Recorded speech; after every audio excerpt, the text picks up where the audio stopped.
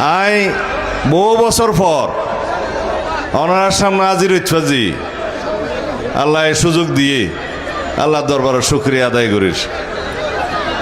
আরে গুম করি ফেলাইল হত্যা করিবার উদ্দেশ্যে ওনারা এদেশের জনগণ আর মা বইনকল আল্লাহর হাসে মনাজাত গুজন আল্লাহ কবুল গুজে বাঁচি আছি ওনার সামনে দিয়ে আছে। দুলাজারা আর অত্যন্ত প্রিয় জায়গা। আয় দুলাজার আইলে প্রায় সময় হইতাম দিয়ান আর দ্বিতীয় জন্মস্থান। এটা ফোন দি এই মাটিয়ানোর দুলাজারা স্কুলের মাঠ খাওয়া দে অনেক ইয়ানোর তুন রাতিও পড়ছে অনেক খেলোয়াড় এতুন যায়।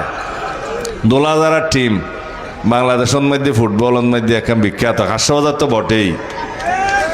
ইয়ানরে মিনি স্টেডিয়াম হইতো সাত দে এরিয়া ফোন করি বললা তো সাইরে কুদ্দি যেভাবে দেওয়াল দি ফেলে জায়গা ইয়ান দি হইব না ফিসদি জায়গা আছে না ফিসদি জায়গা আছে না সেটটা কম ফলা।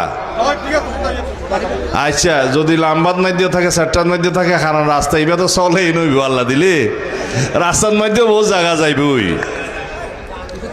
ইয়ার বাদে ফিসদি জায়গা দিলে ইয়ানোর একখান স্টেডিয়াম নিজের দায়িত্বে দিবেন।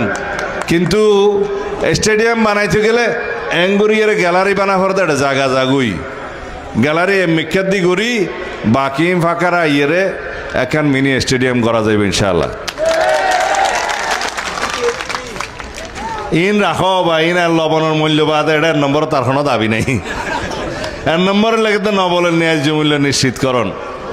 বিএনপি সরকার ক্ষমতা চাইলে নবনের মূল্য থানে ইয়ানলা যুদ্ধ করিয়ে রে গতবার ডবল ডবল দাম ন দিলাম না ন্যায্য কথা।